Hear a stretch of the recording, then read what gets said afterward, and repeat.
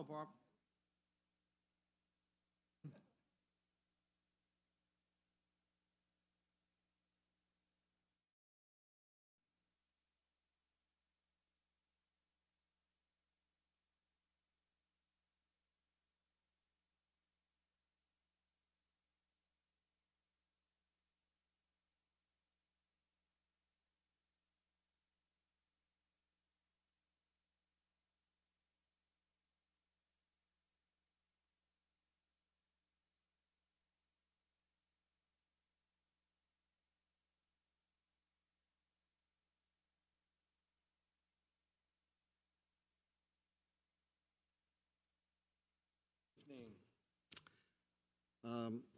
I made a few notes that I want to read so that I make sure that I don't forget anything, so bear with me.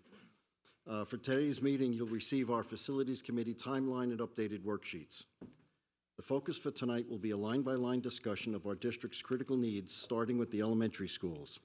If we don't get finished tonight, we'll finish up during our December 21st meeting. Please note that your updated worksheets include updated costs for the athletic complex for both the middle school site and the high school site. We'll be using this cost information as we discuss overall district priorities. We will not be discussing the location or options for the athletic complex tonight. After the full line-by-line review, we may find that funding may not be available for an athletic complex at this time. That will be up for discussion after that full review. As we go through the line-by-line discussion, you will notice that 2 designations have been noted and highlighted. 1, recommendation to include in a future project, and 2, the district will address outside of a bonded project.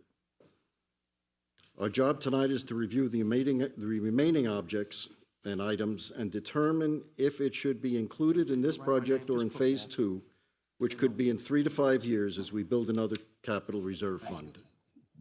Any questions? Great, thank you. Okay, so at this point, I'm going to turn it over to Harvey to talk about the timelines. Okay, so it's important for us to keep in mind what hard dates we're up against. So what I put together here is where we stand now and where we are as we move forward. So tonight, obviously, is the 23rd. Our next meeting will be December 7th. On December 20th, the Board of Education will be meeting, and the superintendent and myself will be giving them an update on where we stand with things. The next facility meeting will be shortly after that, the next day. And if need be, we can have another meeting, the Facilities Committee, the first week in January. And the reason we say that is because on January 10th, there is a work session for the board to get an update. The board must adopt a resolution for SECRA on the 24th. Additionally, they have to adopt the resolution for the bond proposition right after that. And then we have the 45-day notice, which is required by law, which has to be in the papers on March 25th, with the end game being May 17th of the vote.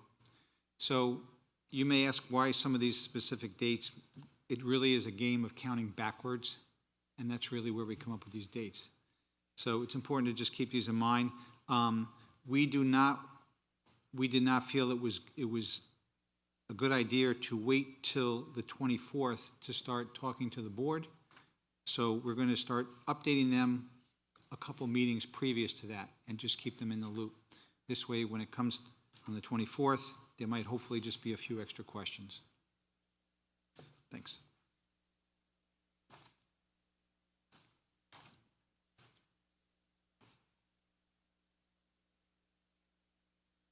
All right, Harvey, you were going to ask Tetra Tech to check the athletic complex update and Right. their update? Right. So there's been a lot going on behind the scenes, one of which is to update, or what I would almost say, finalize the schematics of what has been transpiring here at these meetings. So Tetra Tech has essentially come up with what they think is the final draft of the two scenarios, one at the middle school and to high school, and I'll turn it over to Barb and Mike to go over this. Okay, hello. And we also, above and beyond the athletic, have a little continuation of the middle school traffic, so maybe we start there and then go to the two athletic. So at the middle school, we'll try and share up there on the screen.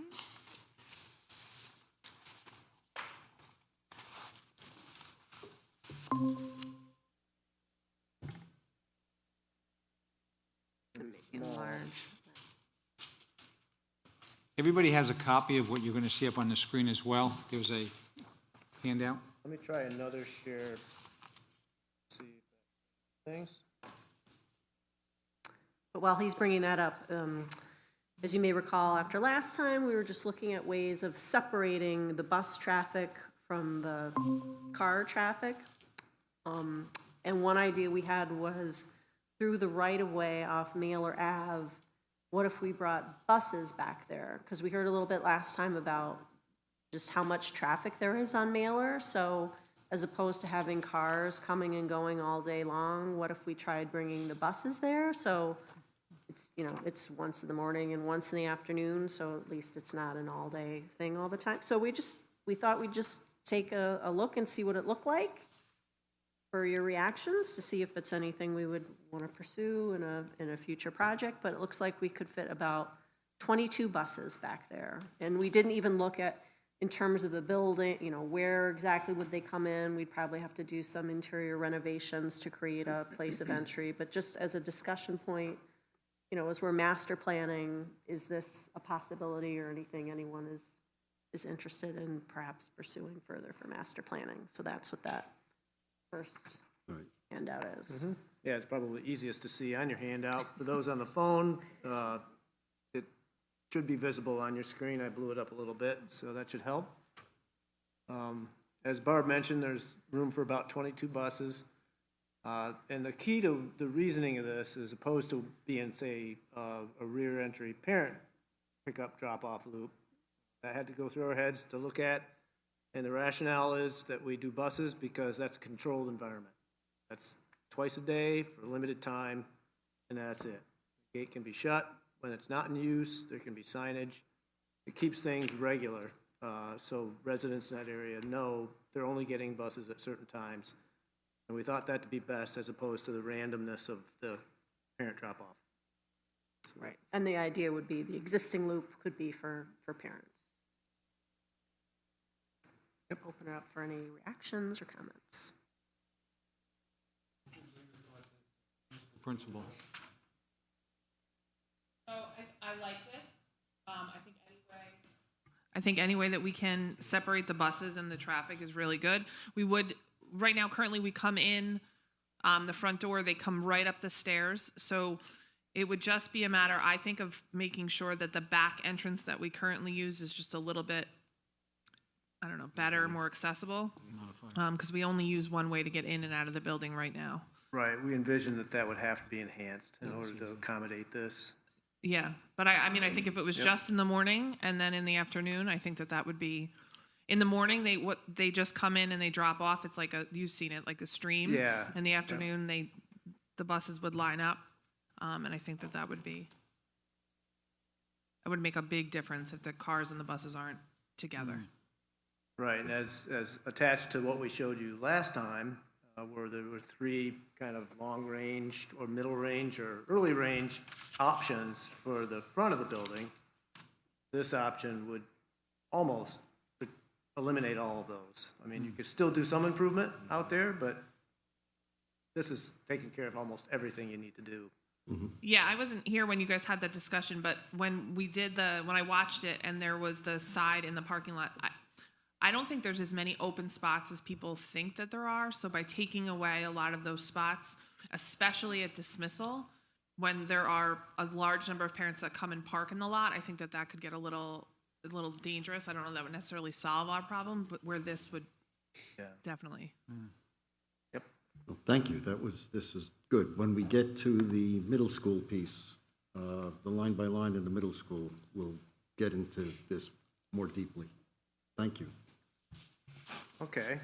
You want to head right into the fields then? Sure.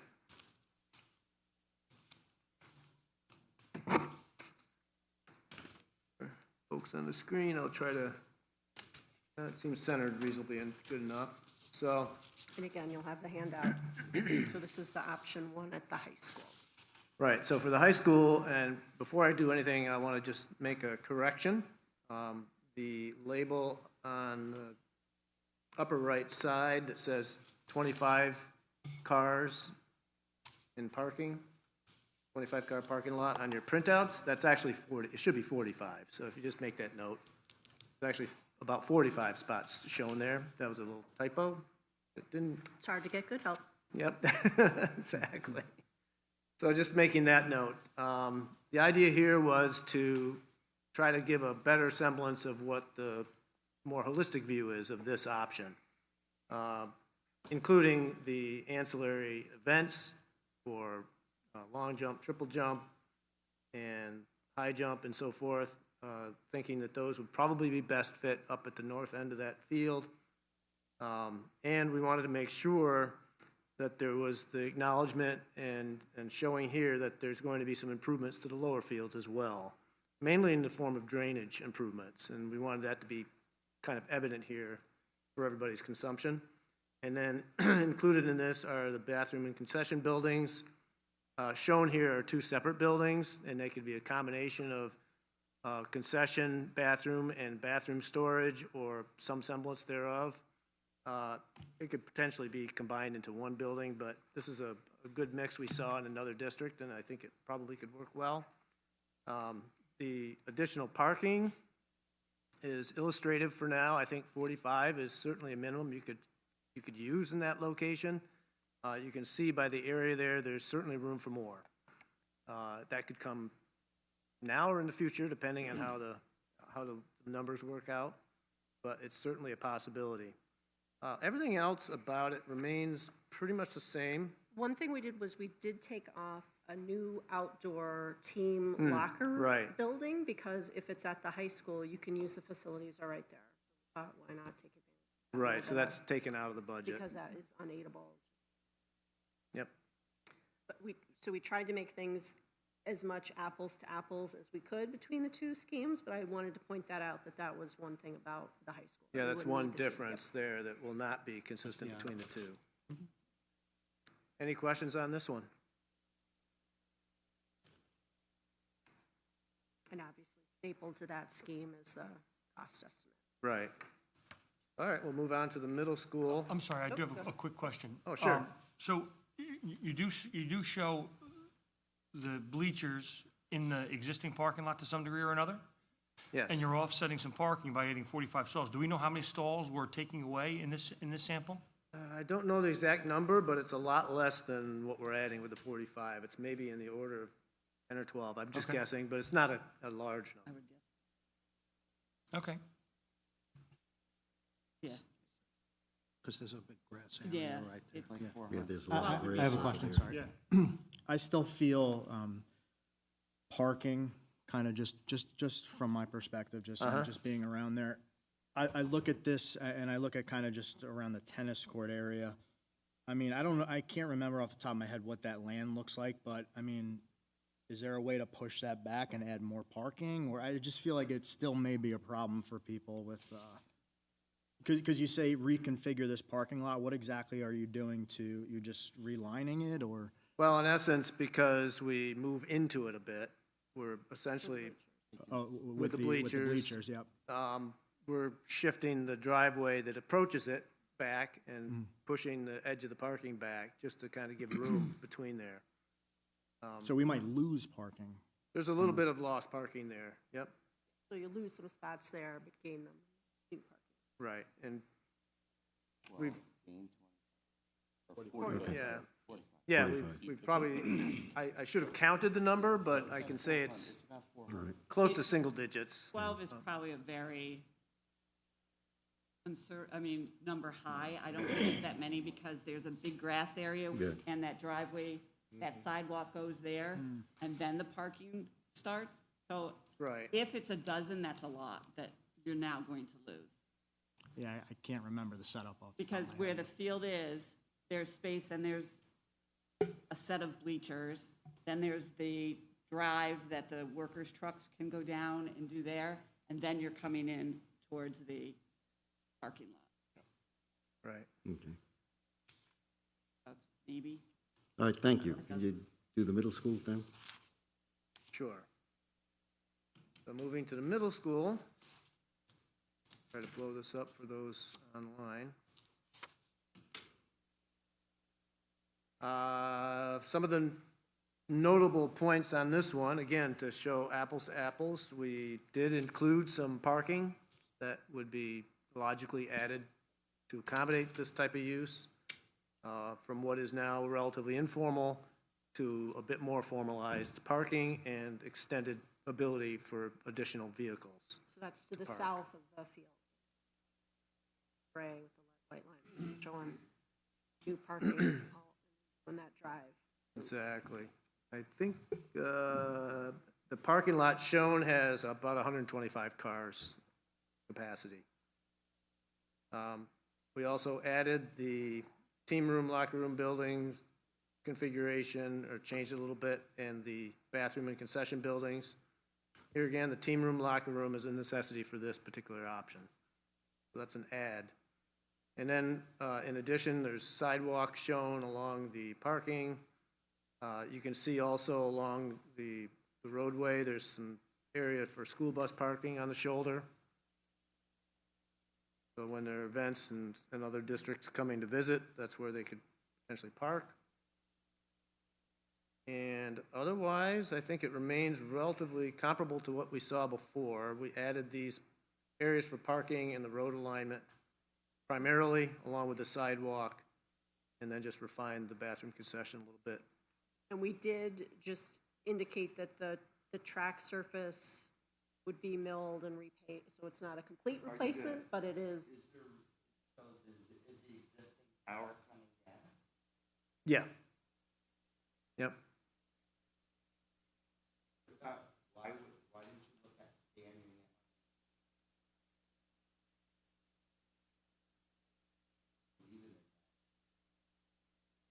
Putting the stands there on the other side? Well, you tend to prefer to have the stands on the west side of the field if you can. And also now it's For where the sun. parking is.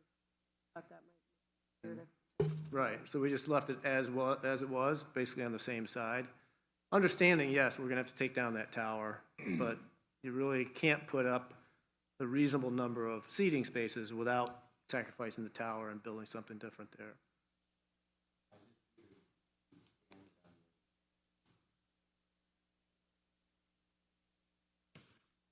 Right, and I can see that as a possibility. We thought about that too, but as I mentioned, south-facing is not as preferable. You're also then gonna be in the same boat. You leave the stands on the other side, people aren't gonna park in the newer spot, they're gonna go down, and you're gonna be in the same boat, because now they're gonna have to walk all the way around the field from where they're parking. Yeah, it would be a detriment to the parking. The stands would be essentially out in the middle of Nowhere. fields. Right. So we just thought with the addition of the parking. No, that's right.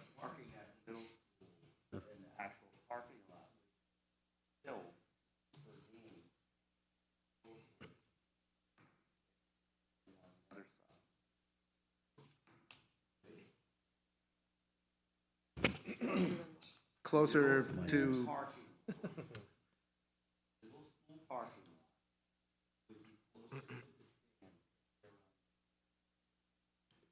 But they'd be farther away from the new parking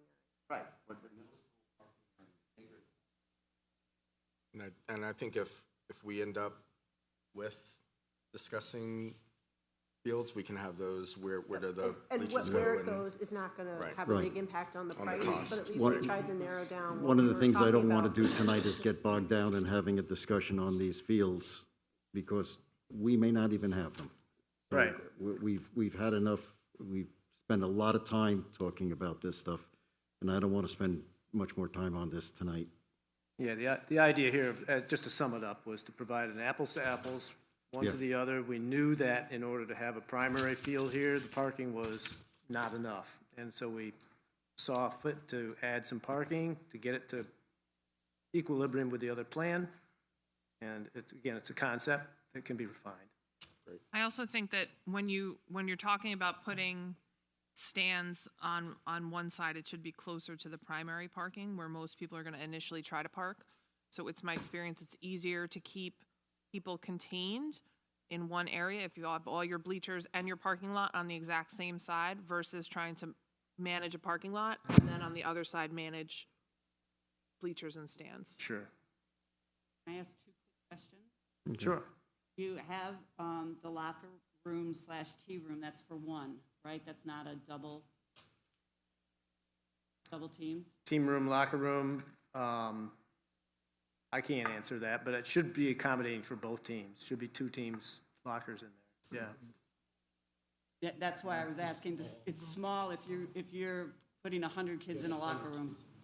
Yeah, okay, Yeah. we'll look at that. 20 by 45 may not be enough. And the second one is, you're going on the existing footprint, so the soccer field is not what the high school soccer field dimensions are. No, Correct. no. Yep, the dimensions are on there. Yeah, I just wanted to make Yep. sure I was reading that right. Yep. Okay. The one at the high school would be Yeah, we'll take a look at that locker room, team room, just to make sure that we can get both teams in there. That's a good point. Thank you. I just have a general question about both plans, and maybe I'm missing it in the price. Are these both fenced in, or is it just, because this is something that was sort of brought up, I think, by both Jen and Terry at earlier meetings, was crowd control. In the current situation, the students are all over the place, and it's kind of hard to control. Is the thought process with the bigger stands at each facility that it would just be fenced and everybody, it's, if you're there and you're a student, you have to be in the stands and that's it? Those are the rules, or? I know, and Jen knows better than I, just having attended other events at other facilities, it's a easy, no re-entry. So once you're in, no going back and forth, running around, so. But you'd have to be in the stands? Yeah. Yeah. Just a question, because it was something that was brought up in an earlier meeting and just, yeah. And how manageable that is your plan. Right.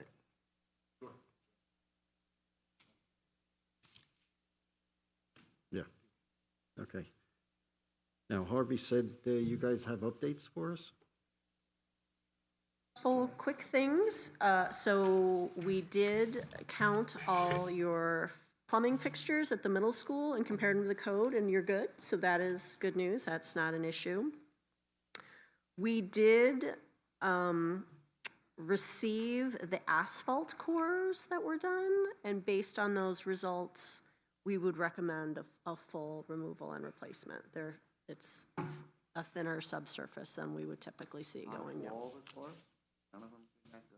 The best, probably the best one was about an 8-inch sub base, and there was only one. And there was others.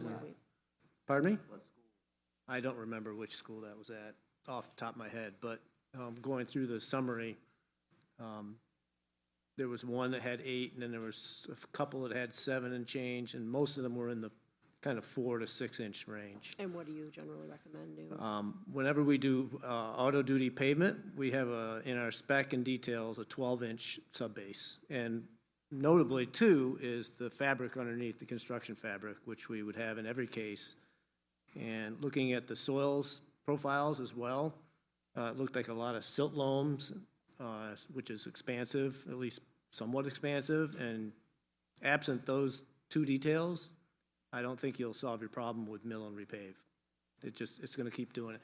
And it's obviated even more by the fact that most of the pavement sections were more than adequate.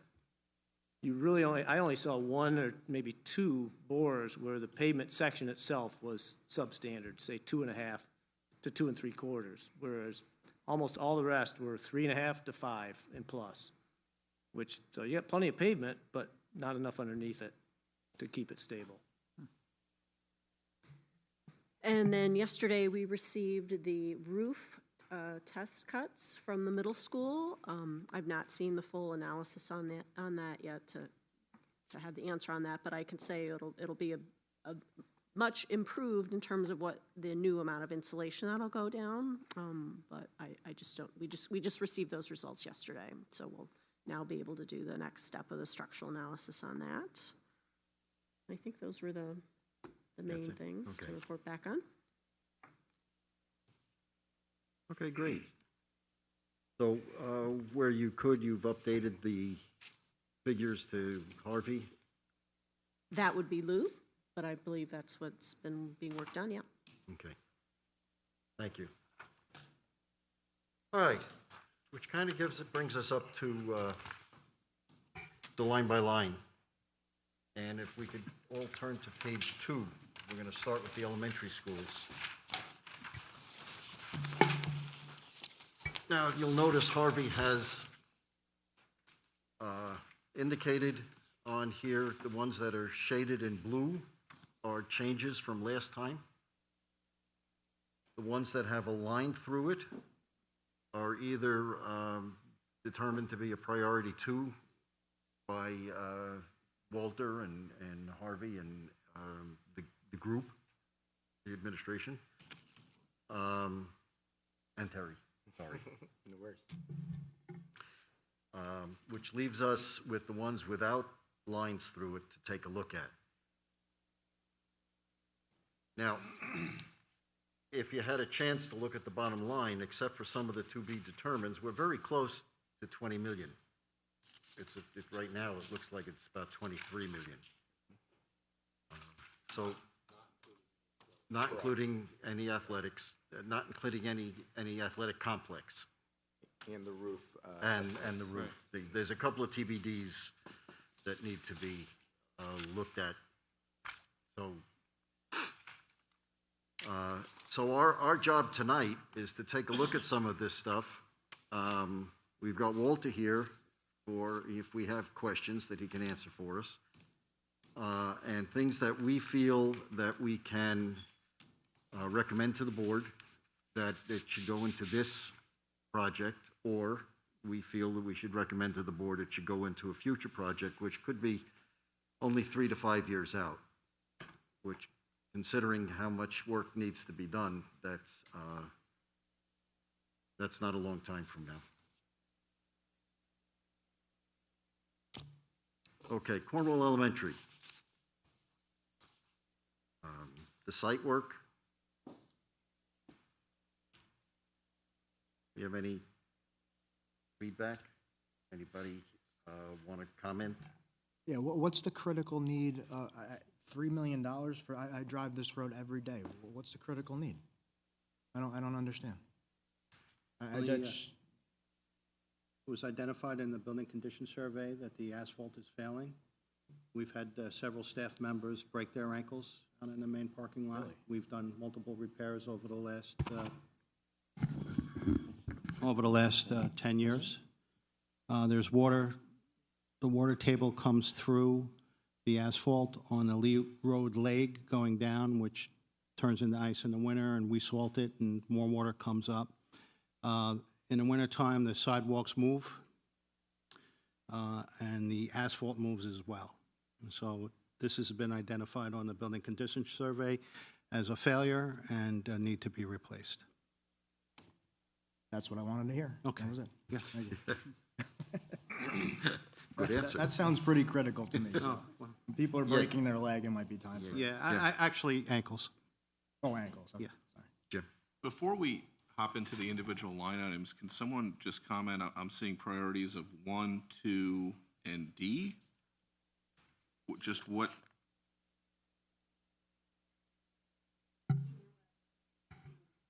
One we're thinking of doing in this project.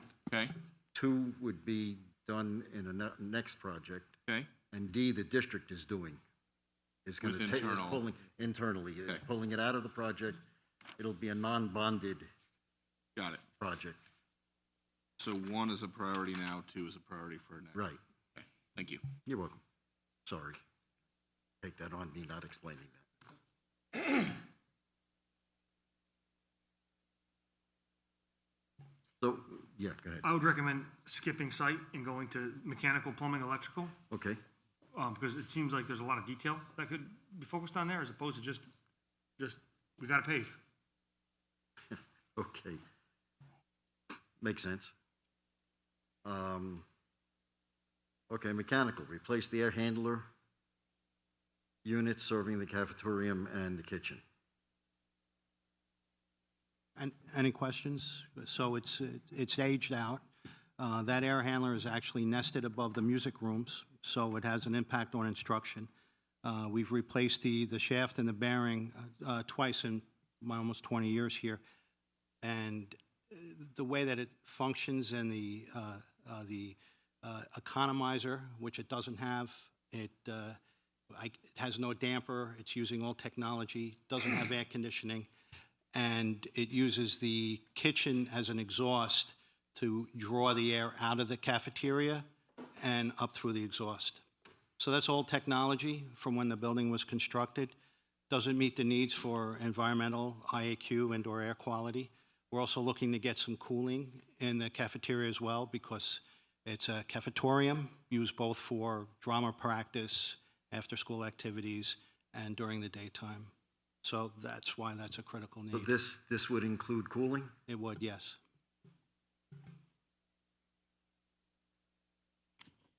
Okay. I might suggest that we take a look at the entire building before we then think about, each individual line. Plumbing.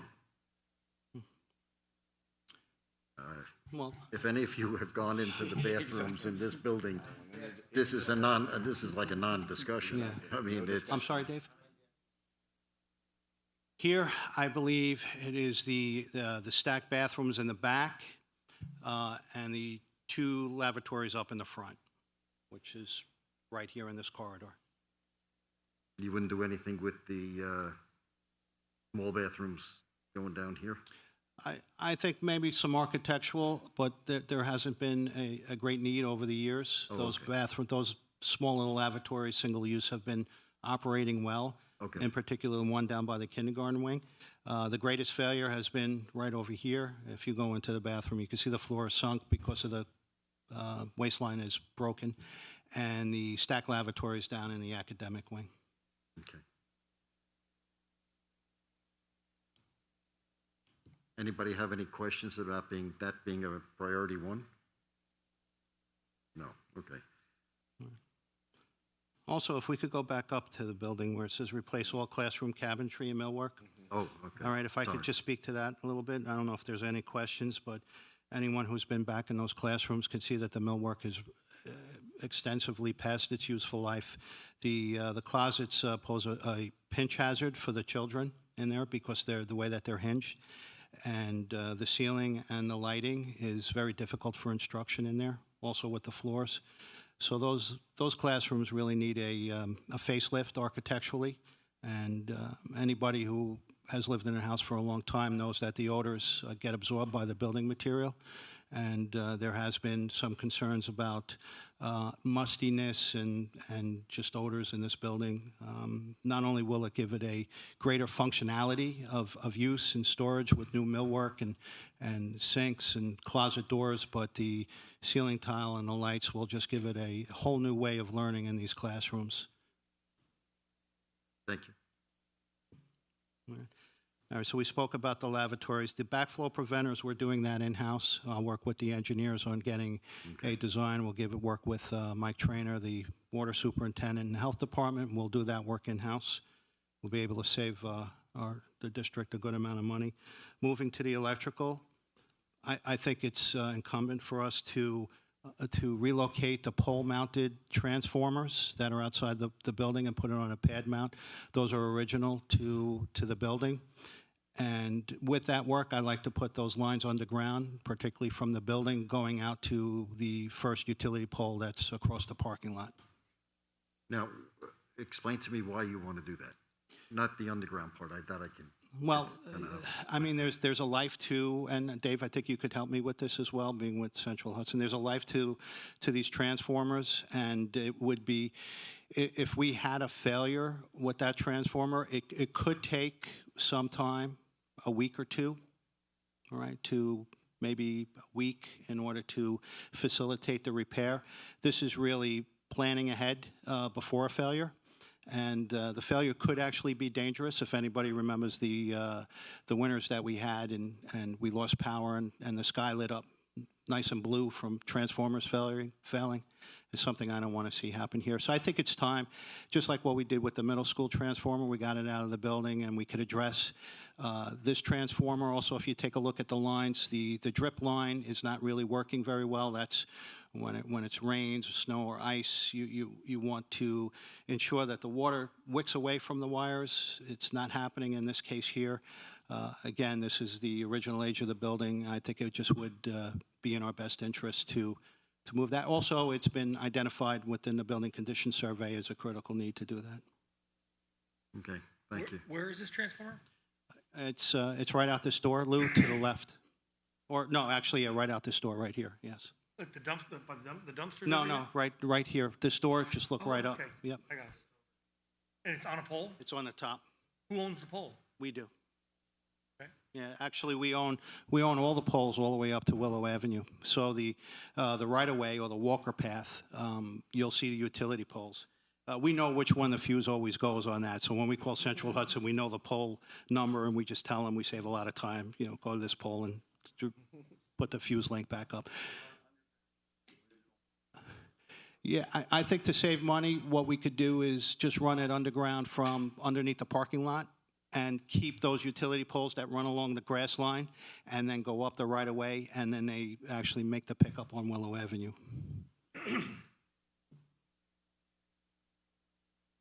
That there's gas service there, so obviously we'll be careful coordinating with that. Yes, please. Again, don't want that big blue flash. Anything else, Larry? No, I guess, anybody have any other questions on that?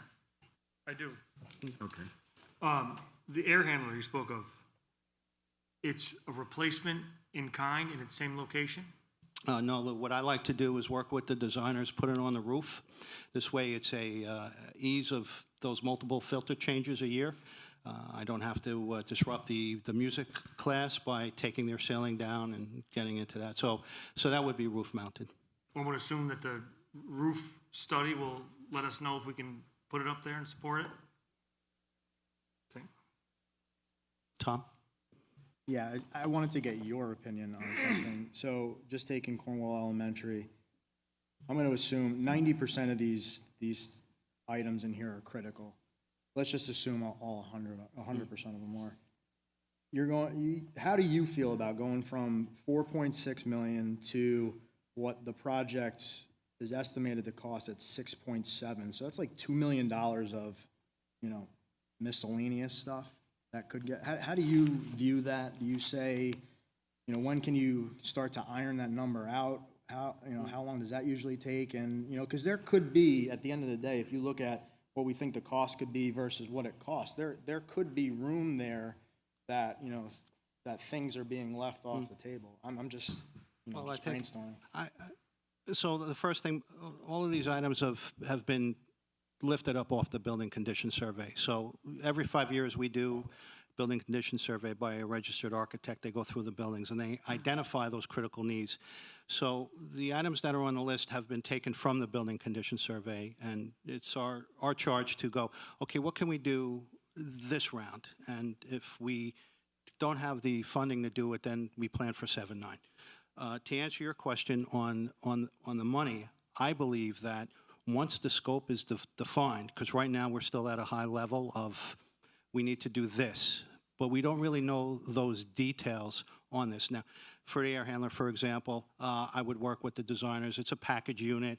We're not really assembling it. I'm sure the weight is going to be a tremendous challenge for the roof that we have up there. We might have to put some miscellaneous iron, get underneath there.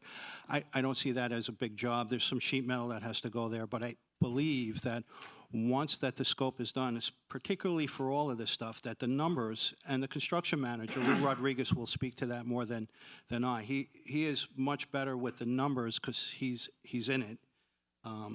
I believe that the numbers will move. Some might go a little higher because of supply chain and lack of skilled labor out there. We all know there's a labor problem. But I also believe that some of the numbers will go down as well. So I do think that they're going to move, and that is part of the process of numbers moving. And I just wanted to piggyback on that. You know, when our engineers came out and met with you, they transposed your thoughts into a bullet-pointed, line-by-line, you know, it's going to be a rooftop unit, assume it's this many tons, assume there's going to be some roof reinforcing. So all that was captured and sent to Lou at that level of detail. And then I also just wanted to point out that there's construction costs, but then there is the 20% incidental, which is just not construction at all. It's legal fees, insurance, construction management, architect's fee. So that 20% is what SED generally has you budget, but it's not construction costs at all. So I just wanted to point that out. Tom, I also wanted to just mention, if for any reason, once we go out to bid, that the prices come in lower than what we anticipated, so we essentially have extra. We can still go out at a later date and use that money for the purposes of these needs.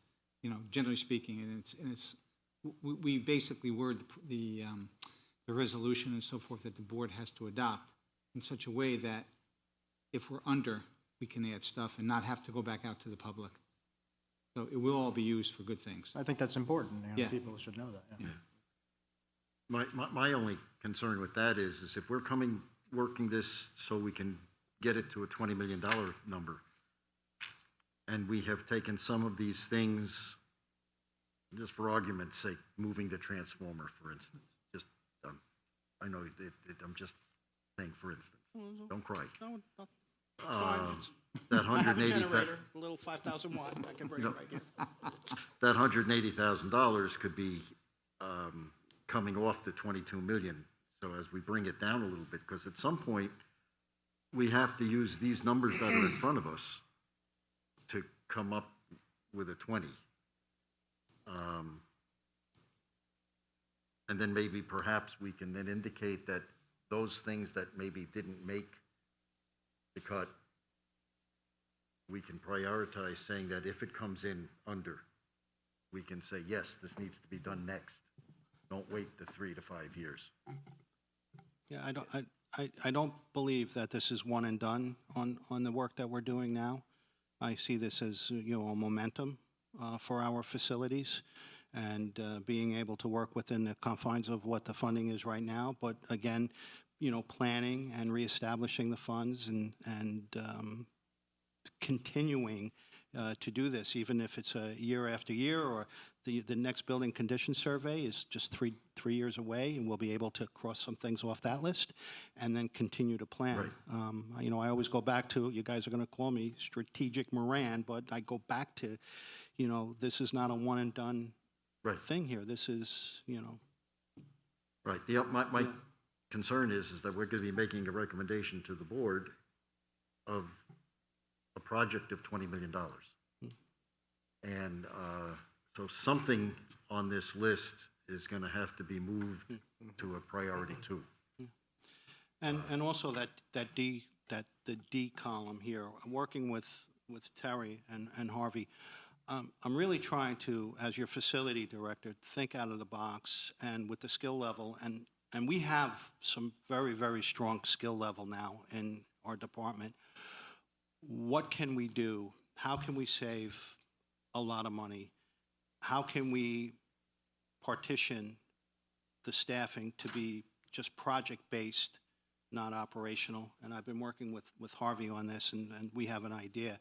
This way, I could simultaneously run the operations and maintenance of the district, but at the same time, run a project here with our own staff. For example, the banding that's around the top here, and repairs. And again, going back to, we have the skill level. We have a licensed electrician, we have a licensed plumber, And we have very skilled maintenance mechanics, plus my experience with engineering and in the trades for many, many years. We could get a lot done, and that's why that column D is there. You know, we want to create something very unique and very positive for the district and be able to do that at the same time. I'm going to just say what Larry said just differently. So we went through Lee Road, and Walter's speaking to the critical need, like you were saying, 100% critical need. But what this committee has to do is, you know, ask the questions, take your notes, because over the next meeting or two, we have to hit the target to recommend to the board. So something's moving. We don't have to make that decision now, but take good notes, ask the good questions so that when we get to decision-making time, we know why we moved item number 4 over to a later project. It's not that we don't deem it important, it's not right now because of limited resources. So that timeline is really important. If we're giving the board an update on the 20th, we have this meeting and next meeting to really dig into the line by line. But we should also be kind of in our head, in your own individual worksheet, you know, what's a priority 1 for you right now and what's kind of moving into a future project. Because at some point, this committee is going to make that recommendation to the board, and then the board ultimately decides what gets taken care of now. You know, and as we mentioned, I don't know, a number of meetings ago,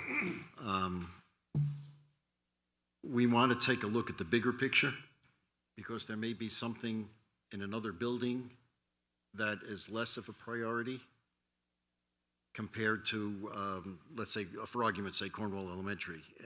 But if we see something in the middle school where we can save a little money, we may then be able to do the Cornwall Elementary pieces. So before we make any firm decisions on moving something from a 1 to a 2, let's continue to go through understanding the decision process to make that made it a 1 to start with. Okay. Are there any other questions on Cornwall Elementary?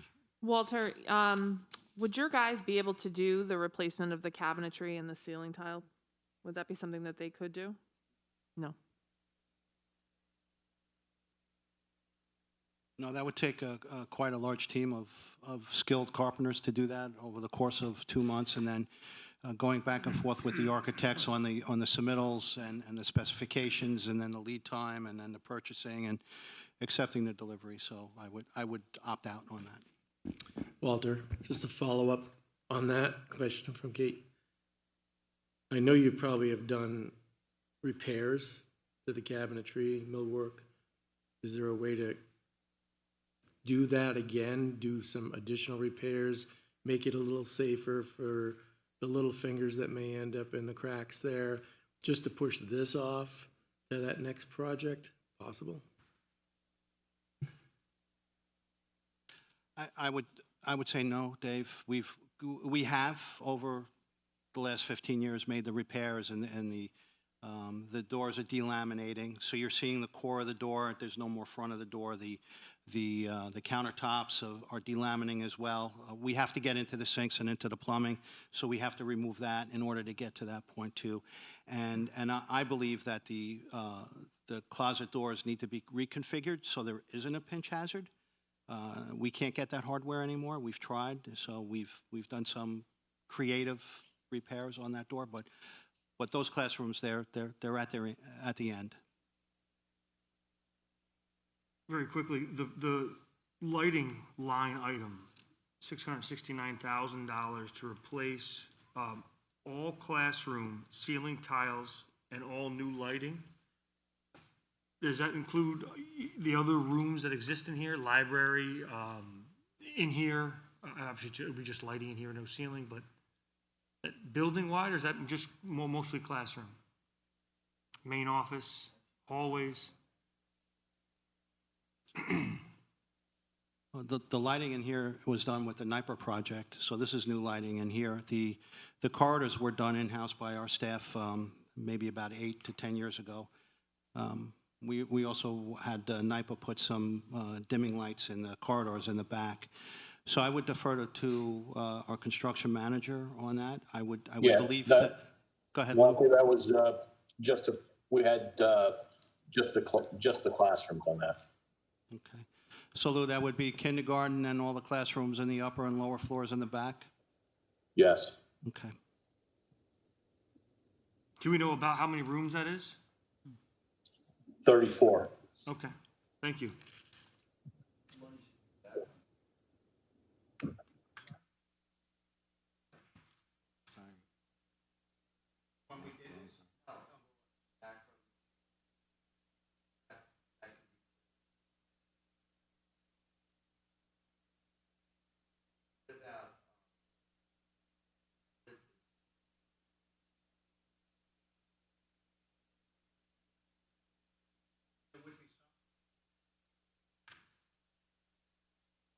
But I think most important is that you would really brighten up those classrooms, and it would have a tremendous impact on the elementary grades here in this building. And that the elementary is very critical in our school district. That's the foundation of their learning as we give them to Kate and then over to the high school. Larry, just Yes. this is maybe a Harvey question or maybe a Lou question. Previously, these numbers were to be ignored, basically. Lou has updated all of these, so we're more confident. I mean, obviously, nothing's finalized, but all of these numbers have been looked at, and we're happy with them. The number, if you go back, all the blue lines reflect any changes in numbers as well. But generally speaking, the numbers you see right here are what Lou has determined. Okay. There are still some open, mechanical and so forth. We're waiting for Lou to Right. finish the number crunching, but generally speaking, yes. Okay. And just, I don't know if this is for Lou or for Tetra Tech. Barb, with Tetra Tech, you had mentioned earlier the incidentals was 20%. Is this is kind of piggybacking on Tom's question of the estimated, the incidentals, the 9% escalation, the 10% design construction. That's sort of the standard way to quote this out. And at the end of the day, the pluses and minuses add up, and it sort of gets us to, I mean, that total project cost column will be more or less accurate because some will be above and some will be below?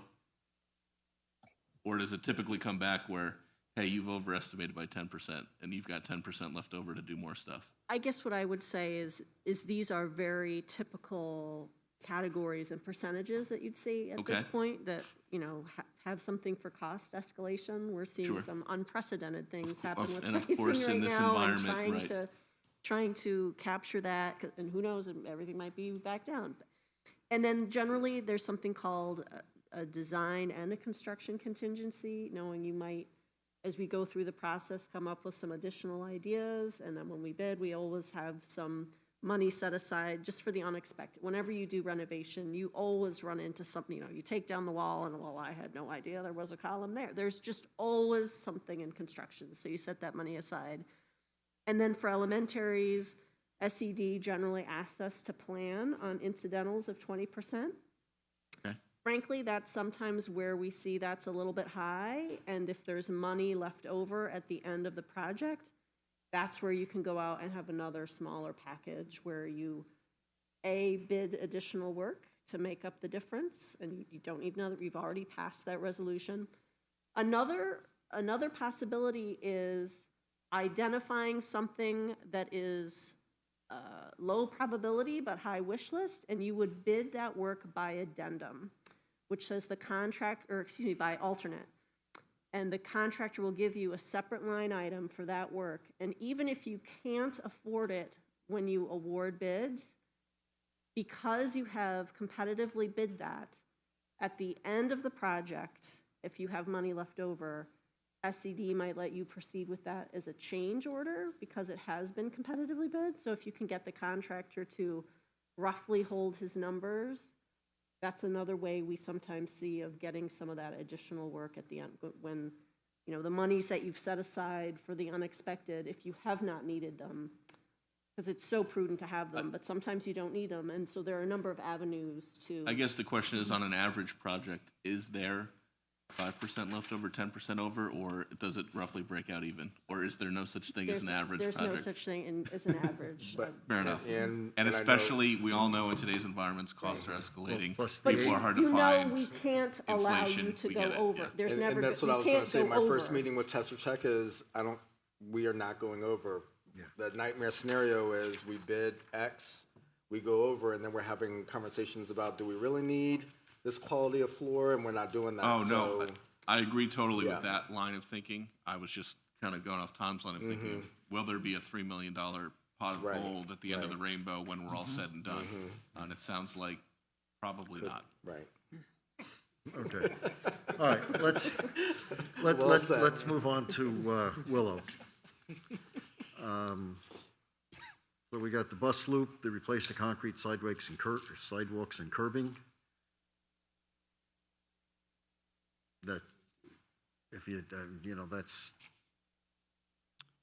That's been an item identified on the building condition survey, particularly on the left side of the building where those concrete seats are. The exit of the 72 wing, that concrete has broken up very badly there. yeah. Okay. The rear loading dock, We've talked about that at length. We talked about that Yeah. a lot, yeah. And there we're really almost talking an addition. I don't know An if everyone enclosure, can, yeah. if everyone can see this, this area here, we'd really be adding not just a roof, but walls and creating an enclosed receiving area. makes sense, That line item is. especially if you've ever been downstairs in the electric room. It's rusting. I mean, there's water flowing on the floor as you're standing there working at the electric panels, which I'm surprised we haven't lost anybody that way. So this is, I think so, yeah, All right, so we've got, the first three is part of the water infiltration at, by the electric area and by the loading dock and all that. Is the third one? Repair cracking and rear stucco, which one, where's that one? That's around the foundation wall. That belongs to the gymnasium as well. Oh, okay, Most likely when the water infiltration is remedied by the footings, I would imagine that at that time, when we're coming back out of the ground, that would be taken care of as well. okay.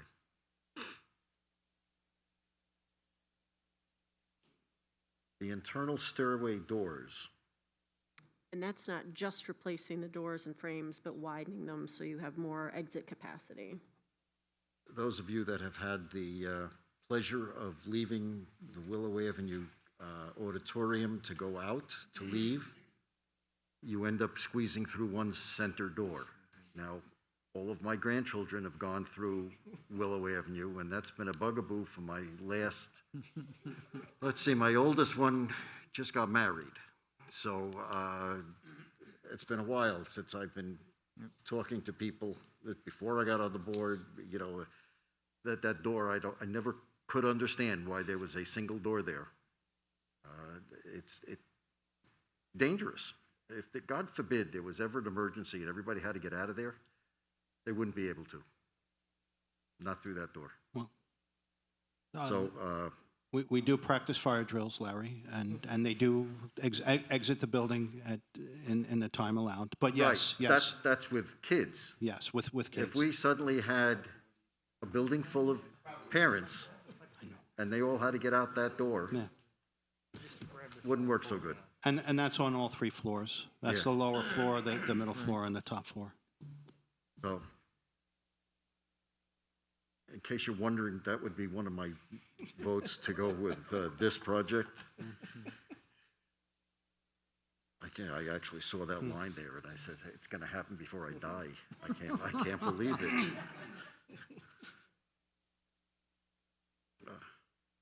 Hand and guardrails, building wide. That was building condition survey. Building yeah. condition survey. Yeah, just so they meet code. Kids get caught in them, don't they? Yes, some of our students in that building, they get their elbow caught between the handrail and the wall. We get the call, we have to take the handrail off and to release the elbow. And the balusters on the stairwell handrails they're too wide. Our creative students find ways to Heads, put their heads through there. put their and heads through. They're very inquisitive and curious. We just want to, we want to protect them. Brief question on that. Is it feasible to get some type of epoxy-coated expanded metal or rubberized expanded metal and surface them Well, to prevent? I think once we start getting down into the details, and we spoke about this, we could just bring a welder in on T&M or just go get a price and add another spindle in between, and that might cure the problem in that one area. Some of the challenges, it's different types of problems, but similar as you go through the stairwells in the building. So each location has a different remedy. I think for the handrails that are on the wall, it's basically removing them and installing new ones that have the proper distance away from the wall. So those would be all new, and I think retrofitting the existing stairwell miscellaneous iron would probably be the solution there. Can you put a spacer between the mounting plate of the railing and the wall to increase its distance?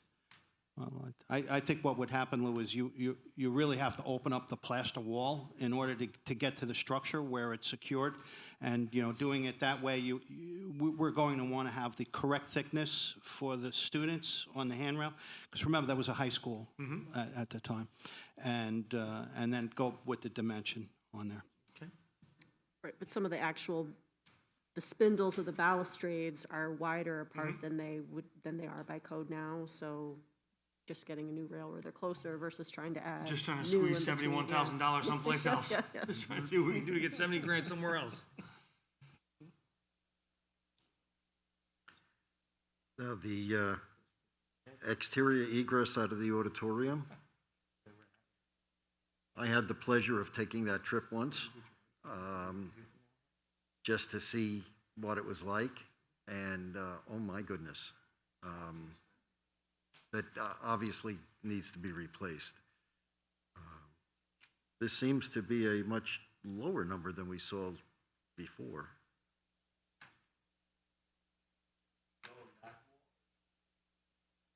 This is the fire escape, removing it.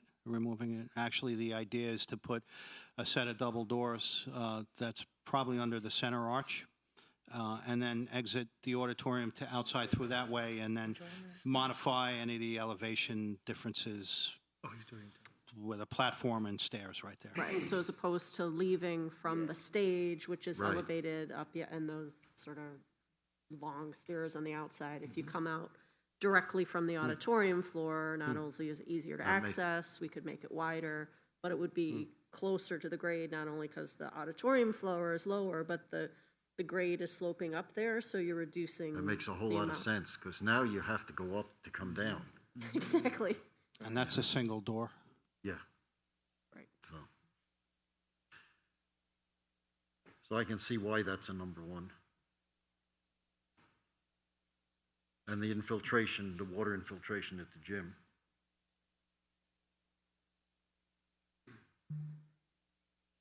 This includes replacing the floor? Yes? The recommendation is replacing the floor. Part of the floor is it's not even slab on grade. There's something raising the gym floor up, so assuming that needs to be replaced. And then French drains on the outside to prevent some of the, regrading on the outside. You've got all sorts of water penetration from the outside. I think not only from rain, but also groundwater. So is there subsurfacing, waterproofing, et cetera? Now, Can we make it perfect? That's hard with groundwater, but we can do what we can to improve things, especially with rainwater. now I know sometimes they use adhesive that has asbestos in it. Do we know if that's our case? here? I don't know the status of testing the Do we existing. know if there's asbestos underneath there? We would have to look at our report, but I would recommend we test if we move forward with it. And when the time does come, when we're going to say, hey, it's in, then we would test it. Okay, well, my only concern Yeah. is that if this number does not include asbestos abatement, that might be, we might need to know that. There's that 71 grand you need. Hmm? There's that 71,000 you need. Yeah, that's right. I could find out and get back to everybody over the next couple of days by email. Chunks of the floor have been cut out, and patches have been put in and drilled in. Probably done something when you did that. Okay. I could verify, Larry. Okay, it was just a question. It's just, something as a heads up. Bathrooms. Again, if you've been in Willow's bathrooms, they obviously need to be replaced.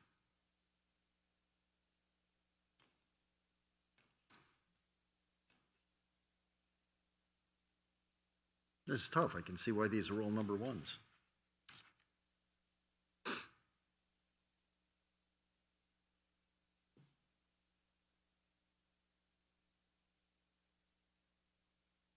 Replace main electrical service board. Yeah. Remove, replace, once all the other work is done, once we know it's dried up. It's down there. It's down there. Down. Same spot? Yeah, I was just going to ask that. Same place? I don't think we have a choice, only because of the way that the service comes in the building and the way that the conduits all feed from that area going out to the building. I think it would probably be double or triple the cost if we actually relocated. We would be rewiring all the mains for the entire building there, so I think it has to stay there. But I do think by putting a cover over that loading dock stops the water from above and then doing the mitigation by the footings. Right. Will cure that problem. Okay. It seems as if there's a few items at this school that are daisy chained together, that are linked. So when you look at it, they That is connect. true, Lou, yes. There's an underlying theme at this school. Yeah. That's right. All in that one area. Okay. Let's take a look at COH.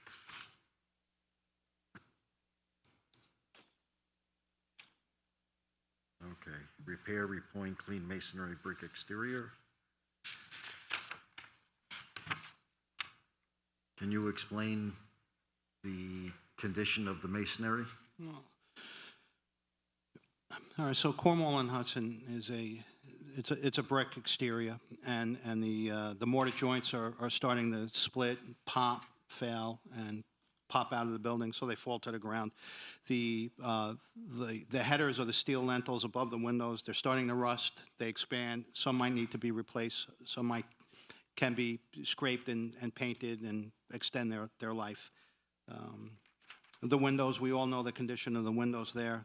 Most of them are plastic. They really don't have a thermal break with them. In the back of the building, the water actually penetrates through the masonry. This is where the auditorium is. And if you go up on the stage, you could see the effects of that moisture coming through on the plaster wall. So that whole plaster wall needs to be replaced. In addition, the stage is a wood floor there. That needs to be repaired by the back wall, but you can't do any of that work until you stop the water from coming in through the exterior. And the terracotta scroll on the front building, that's where the clock is. If you examine it from the ground level and look up, you could start seeing hairline cracks and cracking there. So the concern is we don't want the freeze thaw to continue to open it up and fail, and then it falls on it. So the exterior of that building, it needs some TLC. It really needs us to go through and make those repairs and repoint, clean, repair, new windows. Okay, question, not to put you on the spot, but No, it's, everybody does. age It's of the okay. building, 100 years? Do you know if in the past this has ever been addressed to the building? Well, I've been here almost 20 years. I don't see anything in the files. We have repaired, I think my second year here, the back parapet wall was failing. It was like almost 2 feet off of plane, meaning it was ready to collapse. And we did that work. I think that was about, at that time, maybe $200,000, maybe $225,000. We removed it and then we rebuilt it. We did put a new roof on that building, and we have done new ceilings in that building. So we have done a good amount of work to it. But to answer your question, Larry, I only see evidence on the Church Street side of some pointing. Other than that, nothing has been done. Okay. And that's really why I'm bringing it up, that it's way past due.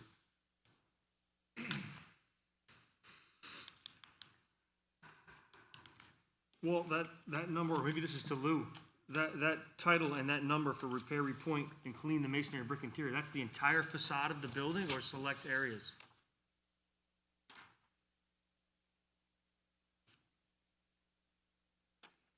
Lou? Hello, Lou? Hey, guys. Yep. So what we had was, we had about 1,500 square feet of unit masonry restoration across that building. And then you have the separate, the spalling repair and the masonry repair. So we did not do the full exterior wall, if that's what you're asking. I'm just looking to understand what the $215,000 represents. It represents, isolated locations. You're saying approximately 1,500 square feet. That's correct. Okay.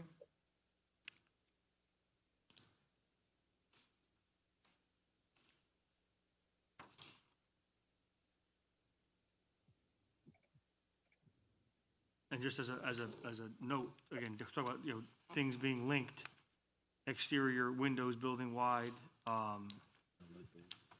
well, the windows to me linked to the you haven't gotten to the boilers yet, but the windows linked to the boilers don't get more efficient heat if you can't keep it in the building, or vice versa.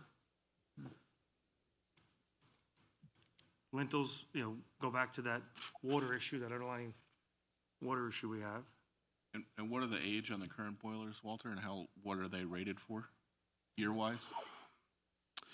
Well, those boilers originally were, I don't know the age of them off the top of my head. They're not new for me being here 20 years, so I would say at least 30 plus. Those were originally steam boilers, and in '03 there was a mini bond at the same time that the high school was built. That mini bond removed all the steam cast iron radiators out of that building, and they put ceiling-mounted unit ventilators. Also, they converted those boilers from steam to hot water. Okay. At that time, it was fuel oil and or gas. Natural gas was never used, but when we did the NIPA project in 2015, 2016, we removed the fuel oil boilers and we went to natural gas. So it's a cleaner burn right now, but those boilers were originally steam, and now they're hot water, and we believe through engineering examination that that's the reason why we're not getting the water to the top of the house, because it just it can't get that. It doesn't have that pressure to bring it up 4 stories because it's in the basement, and then I have 3 stories above.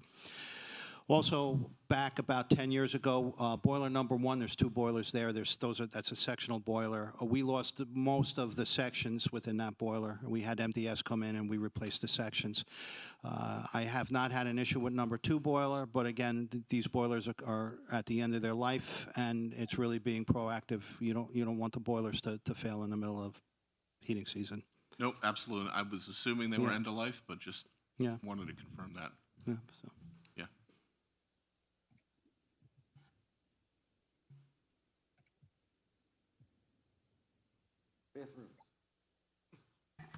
Bathrooms.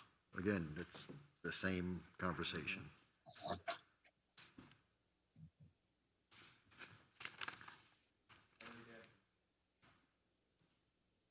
Well, we have again, that was a high school. Well, we have the two upstairs. That can't be a full renovation. You know, that they'll just have to be walls and new fixtures and just clean it up because they're not AD accessible because of the steps. But the lavatories downstairs, they really need to be redone. We have had problems with the cast iron plumbing and with our water feed there. So although there was a plumbing project back in the very, very early 80s, we see a lot of pitting and damage to the existing pipes now, so that would address that as well. And how many bathrooms? 2 and 2, Lou. So there's 4 total? Yeah. So on the left side. So if you walk into the building and the main office is to your right, you'll have the boys on the lower level by the cafeteria, and then all the way up on the top, boys, and then similarly on the left of the building, girls on the bottom. So a total of 4.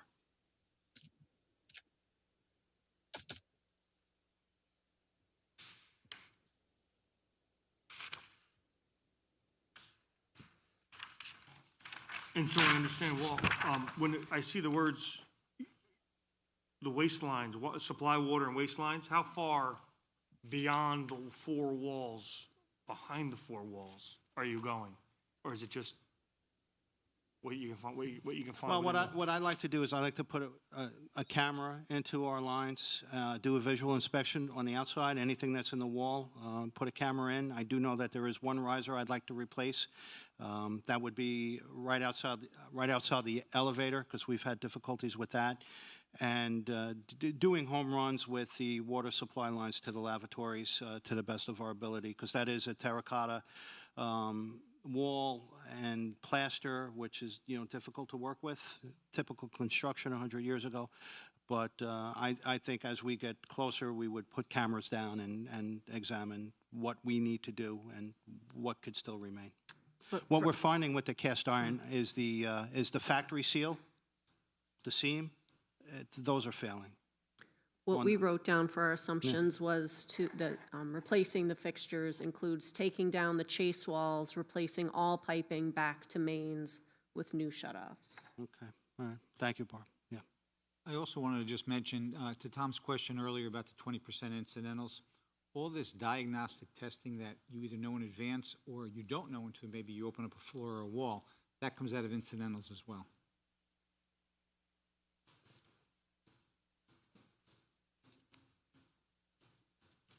Any questions on Willow?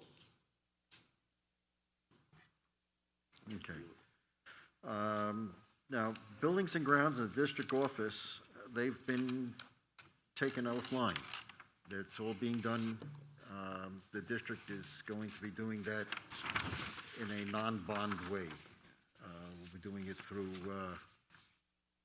Walter, his team, or doing it through transfer to capital funds. Any questions on any of the 3 elementary schools at this point? I do. Yes. For all 3 schools, well, this is, I think, in your camp. For 2 of the 3 schools, there's a strike-through on parking and paving. And the one school is not struck through. We're looking, the $3 million at CES is on the roll here. And then Willow and both COH have been removed. Are your guys are performing asphalt installation at these places, or we're gonna sub it out and do? No, I would, so the conversation is, how can we reduce some of the costs? So on those 2 locations, possibly just do a cap on existing, and I would get a vendor that's on county bid and come in here, start getting some prices, and start planning to do that on the operation and maintenance budget. Okay. And Louis, that's been moved to column 2, which is a future project. So it's not that we're just, I understand. Yeah. Yeah, not performing in-house, it's just. Right. Yeah. Okay. So I understand. I do believe that we need to do it, you know, the correct way. But I also understand the limit on funds. So creatively, how can we get the best bang for a short amount of time and be able to do things in year 7 and 9, or 9 and 10? think Tom and Dave asked this, but I'm going to ask it again, just because that number pops, the 3 million. Is there any phasing possibility with the CES? I know why it's so big, because, I mean, that road is exceptionally, it's a huge road, but, Well, I think I could throw out there, you could compartmentalize it into 3 pieces, well, maybe 4. You do have the sidewalk, right? The sidewalk is in there? right. Okay, so you have the sidewalk, you have the parking lot, you have the bus loop, and then you have the Lee Road that's coming up. So, I encourage everybody, you take a drive here, on a weekend, kind of take a look, walk around a little bit and see, just see the condition. So Terry, I think if we wanted to be able to save some money or move things down, that might be a possibility. Again, I would defer to our designers. Is there an impact on construction, economy cost? How do we paint ourselves out of the room, basically? Do we do just the staff parking in the back? Then we do the bus loop, and then we do the lake. But, if I was going to break it up in any ways, that's how I would start to examine it and, see what was affordable. That would make sense, thank you. If you could have that for our next meeting, that would be terrific.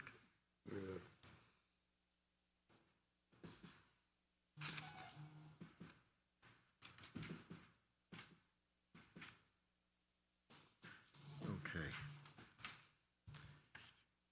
Is there anything else on the elementary schools? All right. We got time. Let's take a look at the middle school.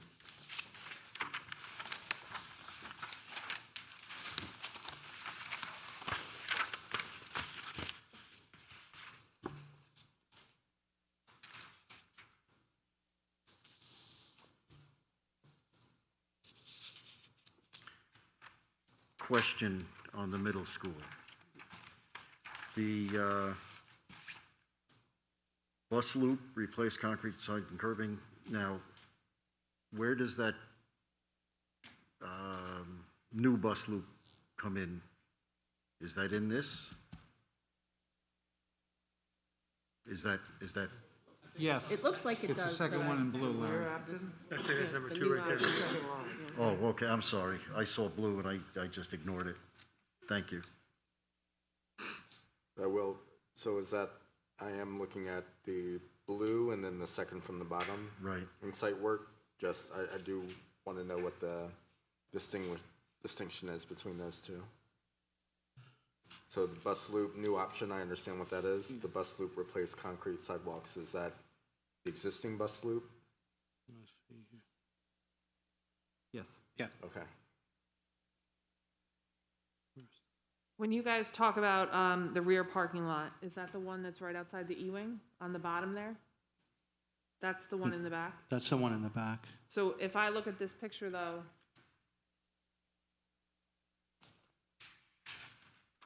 so that would be separate from That's the this, new bus loop? that's okay. this right here. What is this, Harvey? Okay. I know the avenue, but I don't know what that cut through. It's grass. Goes right into, Is that one though by the right in, freezer? yeah, it's right in the back. By yes. the freezer. Yeah. It's almost, you can see it's like, there's no trees, it's just, Okay, gotcha. That's rear entrance, it's all concrete curb.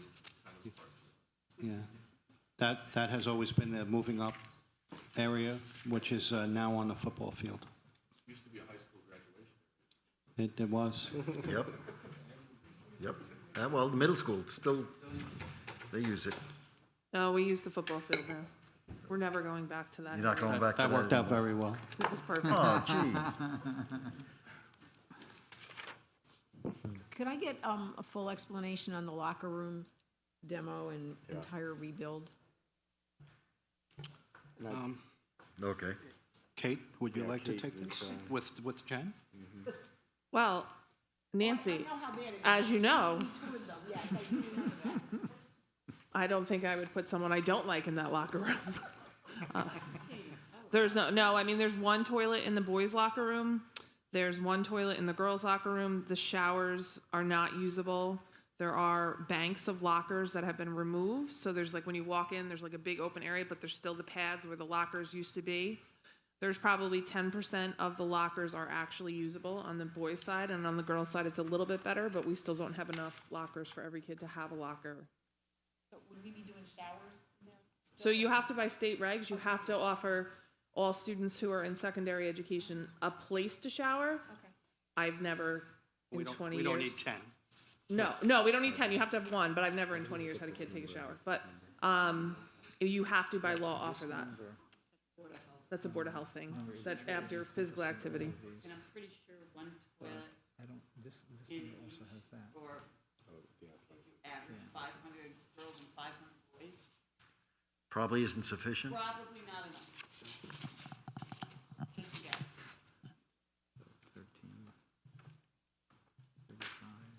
I have a question. Question, do the kids actually change? So students are not required to change, and that's a little bit of a philosophical conversation about physical education, and then going back to whether you'd rather have them participate or not, and taking that out of there. But we can't offer them a locker to keep as their own, so that they can leave their stuff in there every day. They would have to bring their stuff in and out every single day to school, because they can't be assigned a locker because we don't have enough. So right now, it's an option to change.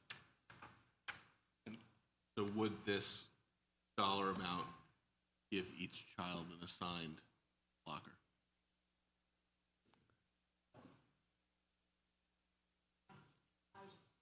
I would really have to defer to Lou on, did we lose Lou?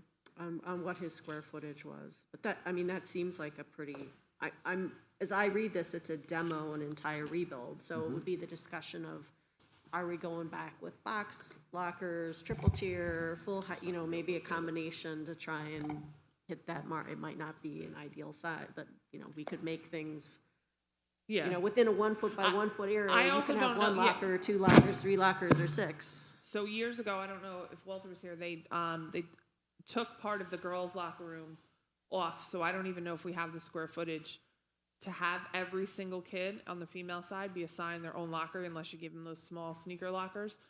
I still don't know if we would have enough space for that, because we lost probably half the locker room there was supposed to be a team room that was built that never got finished. Right. And like you said, balancing number of toilets and, when I was walking through, I kept where are the rest? Like, they have to be here somewhere. What happens in high school? Every student is given a locker, and from a gymnasium perspective, So right now, there are 4 locker rooms.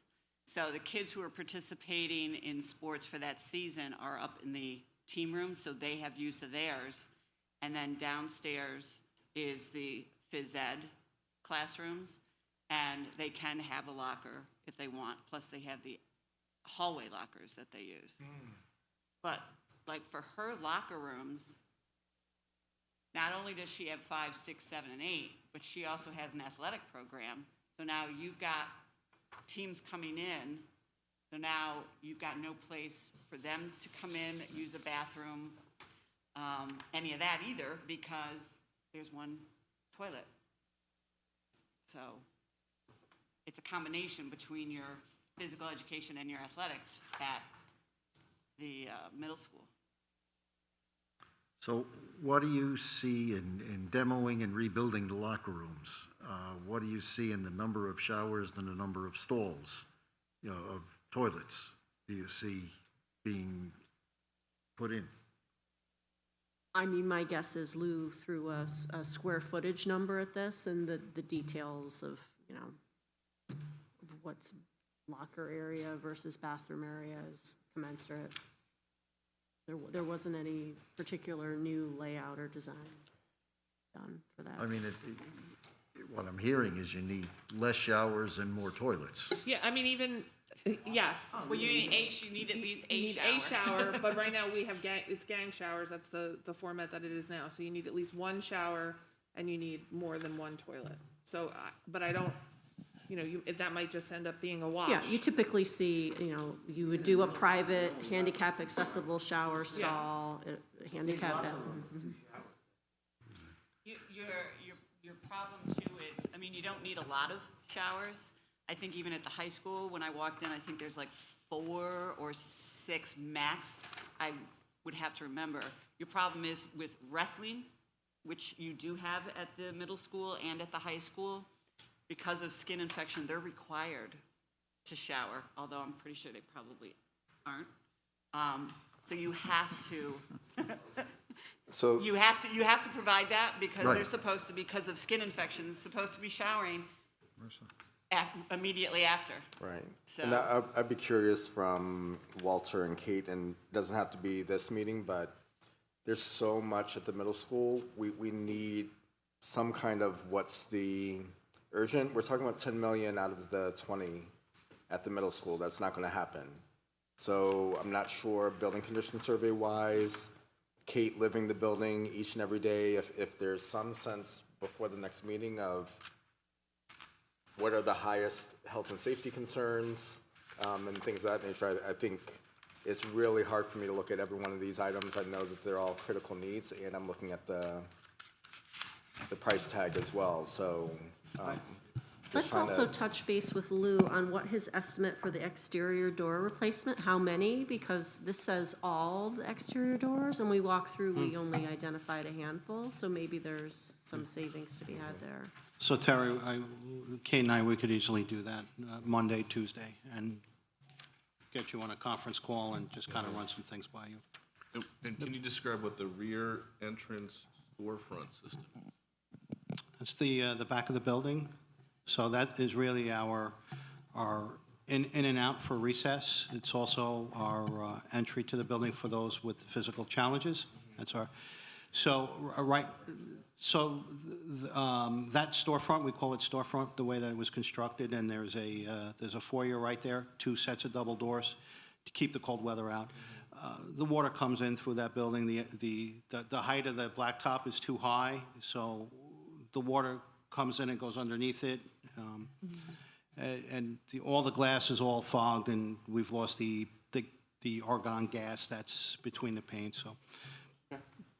The big assumption we're making here is we looked at this new bus loop, and it's just probably because I don't remember the other options that we looked at maybe a meeting or two ago. Were they comparable in price? This one's 2.5. I don't recall what the other ones were. Just About 2. it was 2. Should be right above it, Tom. Oh, I see. You crossed it off. Okay. Yeah. Thank you. I think the key difference that we discussed last time was we weren't sure part 1 really solved what everyone was talking about. This actually does, so I think that was the key, which I appreciate this update, could actually solve some problems, whereas we weren't quite sure the widening would on the last one. Curious about the price.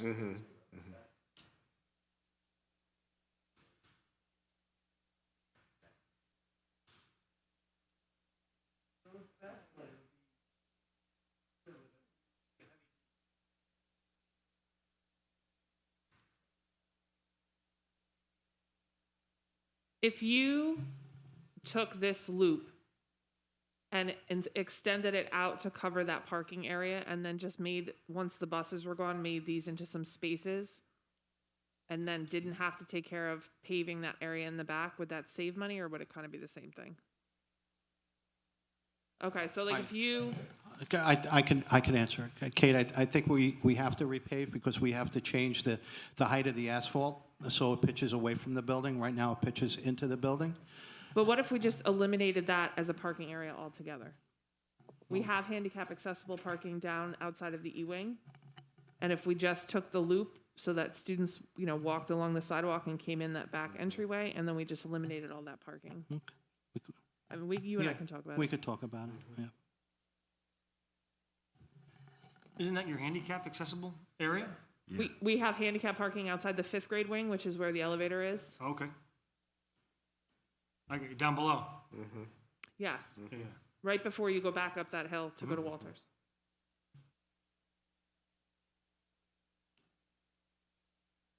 So Terry, absolutely. Kate and I will get together on Monday, and then we'll get you on the phone and go over some of the things we reviewed. Great. Okay, so are we gonna, well, let's take a look at mechanical. The air handling units in the gym.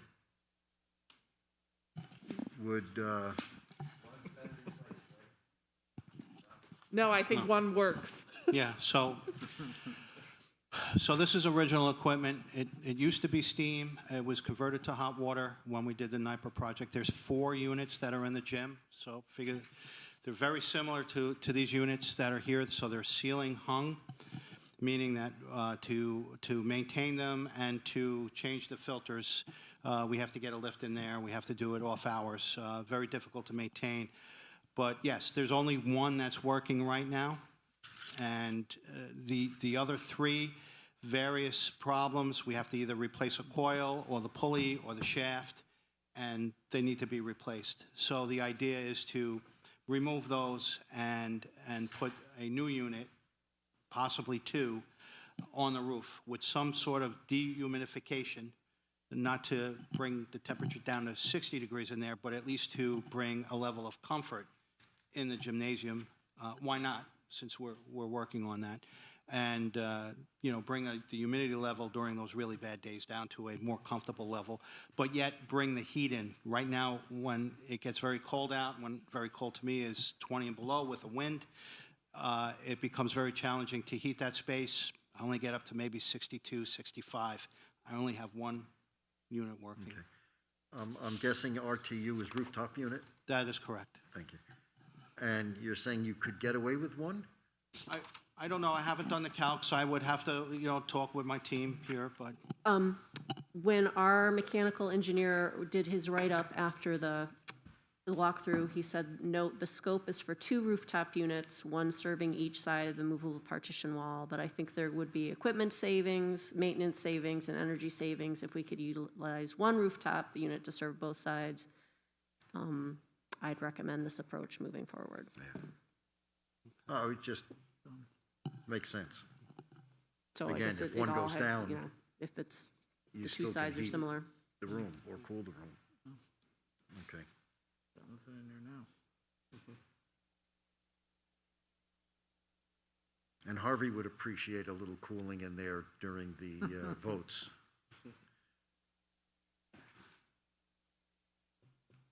Now, the air handling systems in the auditorium. When we had when the auditorium was refurbished, they weren't touched? No. When we actually did some work on there is when we put the cooling for the cafeteria, each cafeteria, 2 classrooms, and the auditorium. What we were able to do, because of the limited funding, was to cut in a cooling coil into the existing air handler. And it does not work very well because engineering-wise, it's not the right fit, because that is original to the building, the original building. And again, we go into some of the economizer functionality, the pulley system, the airflow, the CFM, the need for, it doesn't really cool as well in that auditorium. Still leaves the air wet, doesn't really dehumidify the way it should. We have had challenges over the last 12 years, maybe 15 years, of needing to repair all sorts of things associated with it. And it's been identified on the building condition survey as needing a replacement.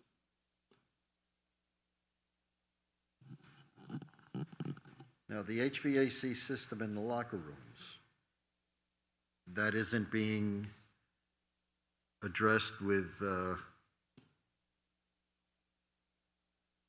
demo and the entire rebuild?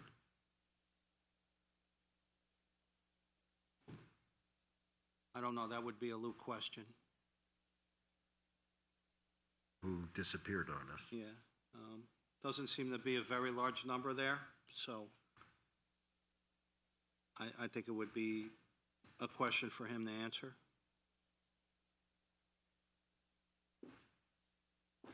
Lou might have just had architectural and maybe some structural, little demolition in there, and then, yeah, and then the mechanicals are in the lower part here.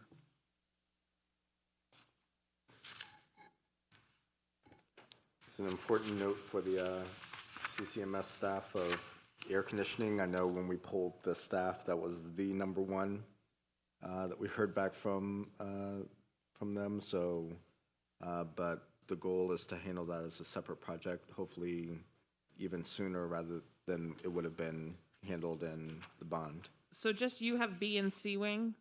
Does that include the E wing, Walter? Yes. Okay.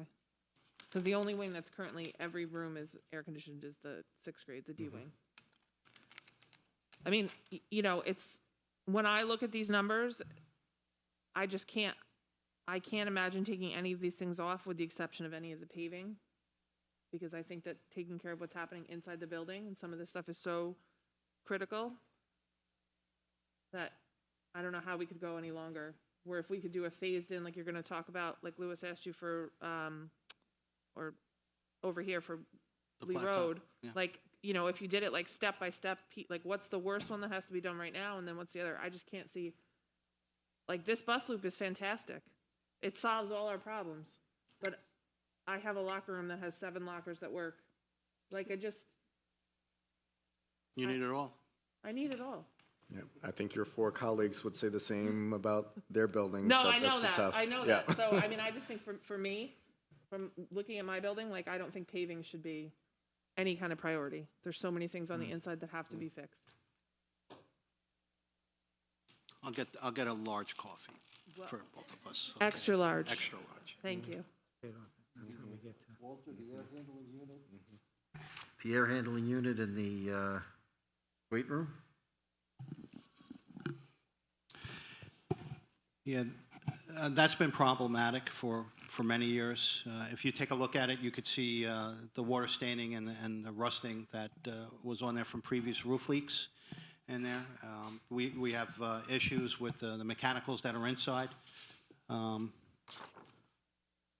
So again, that was identified on the building condition survey when the architects went through.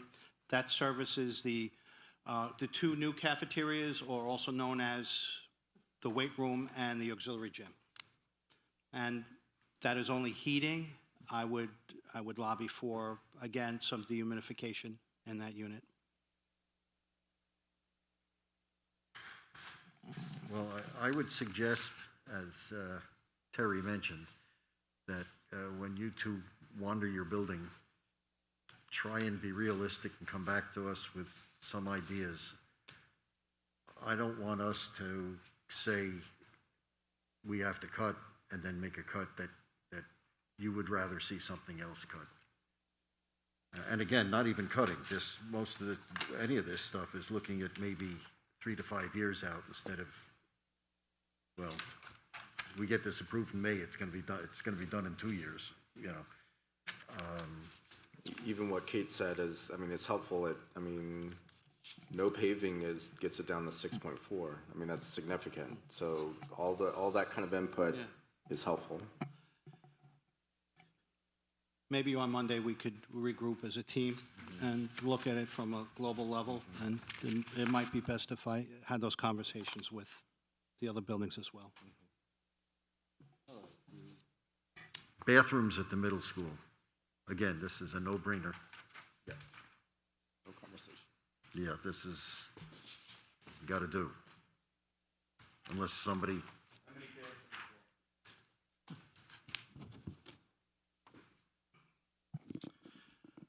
Well, those would be the 2 lavatories by the library and the stacked bathrooms in the E&D wing. That's 4 total? Yeah. Is that what you have as far as a count? Do you have the staff bathrooms as well?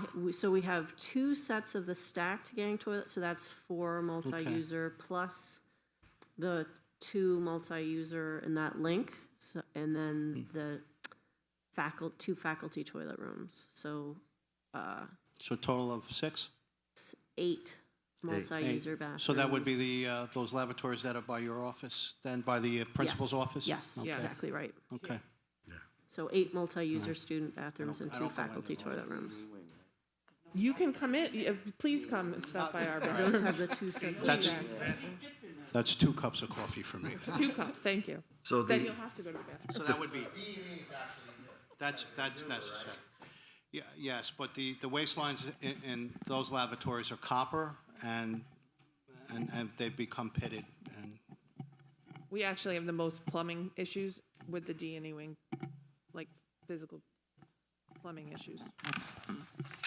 I mean, it's great we have Jim Roth. I mean, he's just, he's knocking things out of the park left and right in the district. So, that is a great benefit. And we have a licensed electrician as well. And so we're curing a lot of these problems with the skilled labor. But there's some really big things that we need to take care of. It'll take a construction crew. Because those bathrooms, they need to be, the D&E wing in particular, need to be totally removed and rebuilt. So over by the 5th and 6th grade wing, there are 4 bathrooms there, right? 2 and 2. Okay. So wait, though, but so we're not counting then both sets of staff bathrooms in that, right? Because that's 2, 4, 6, 8, that would be 10. Because there's staff bathrooms outside of the D wing. And then there's the D wing and the E wing. And then, yes, by guidance.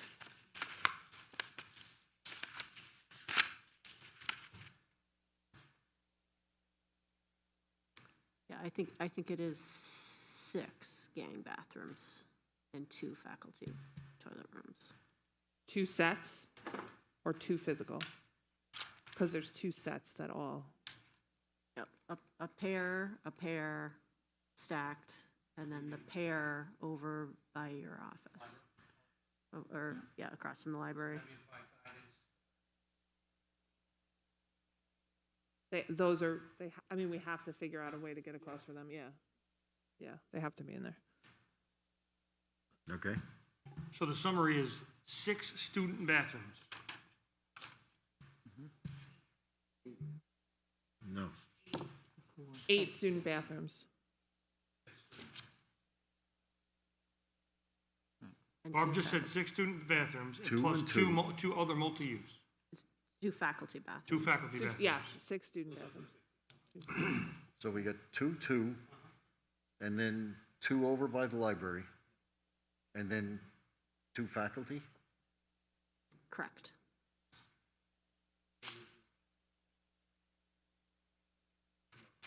In the area B wing, the 2 faculty toilet rooms.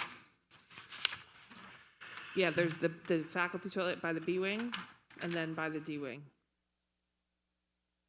It looks like just the 2 faculty rooms in area B wing were pointed out as needing work. So does that other set of faculty bathrooms as well? Okay. Well, I'll let Lou know.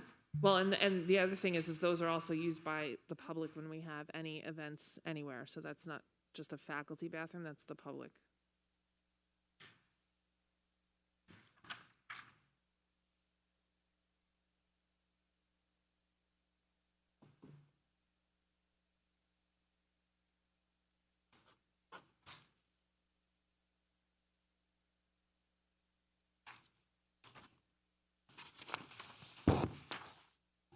Now, we've got about, thank you. We've got about 15 minutes left.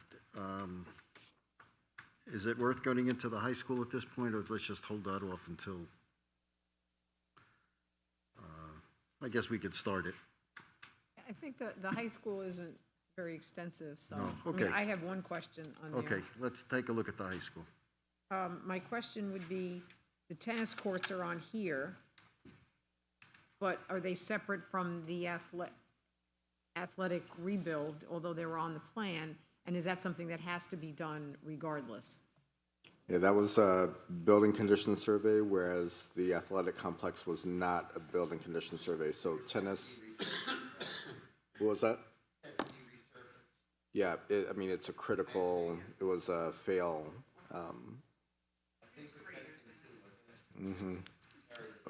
Yep. Everything.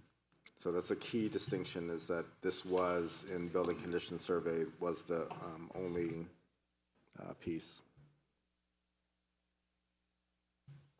But I would point out that the estimate for this also includes tennis. but you'll notice on the worksheet, I took it out and put it as a separate item.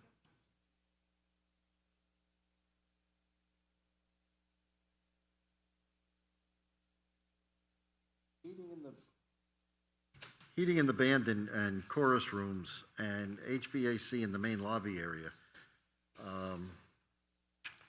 My question was, did we build a building with no HVAC in the main lobby area?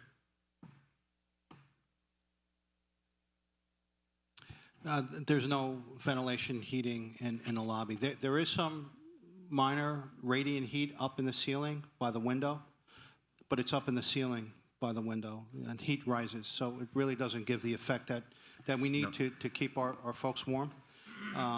For what it's worth, hot air rises. I would agree with that, Larry. There's no change of air in the lobby. There's no heating and cooling in there. The lobby is used, so that was identified on the building condition survey. Okay, and now that it's basically a cafeteria also, that certainly sounds like something that would be needed. Right, and there we mentioned that that's a hard ceiling area, so we'd have to demo a lot of the ceiling to get to that work, and then we assumed if new rooftop units, some roof reinforcing there as well.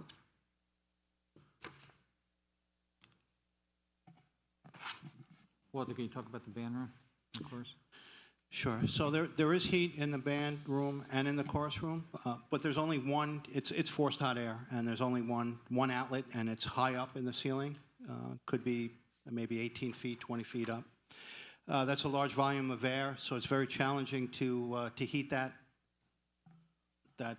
room.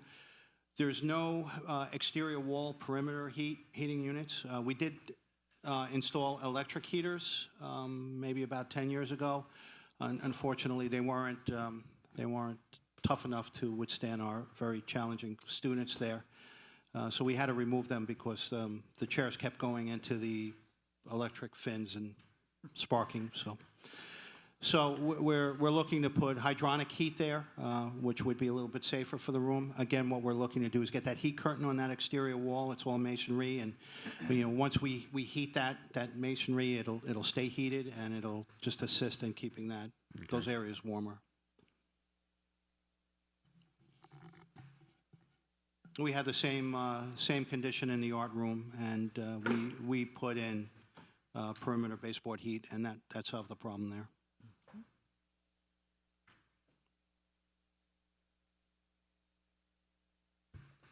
Okay, I guess my bigger concern is some of the TBDs are big ticket items. And when we look at the bottom line number here is 22 million, but that doesn't include the roof,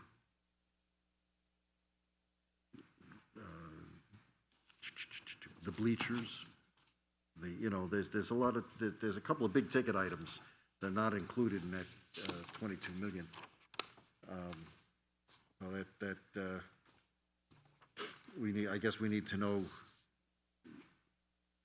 real numbers on those.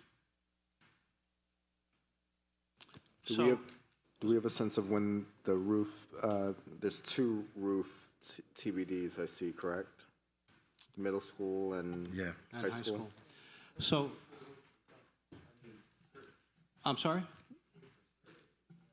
We did. So this is, these are for some, just some areas that are above the A wing that have been prone to the leak. One is underneath the chiller. There's a lot of mechanicals that come through there, and there's a lot of pockets. And the second one is by the main office of the high school and the security office.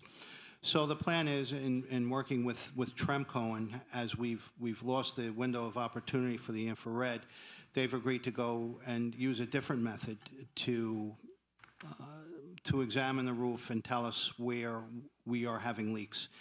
And there's a greater cost, but they're absorbing the cost, and we've agreed that they'll just do the D wing of the middle school and the high school in its entirety. So we're hoping to get that done during the month of December, so we could analyze the data and really determine, well, where's our problem areas. And I think as we move forward with getting more information, that we can make a better decision on what we need to do. And I think that's why we have to be determined right there. Okay. Now, one of the things that I see in the high school is recrown, sod, and irrigate the football athletic field. And it's going to make a little trouble. I noticed that it's not on the middle school list. And I think that in our deliberations, we ought to think about doing something with that middle school field. It just as a, you know, as part of our discussion process here.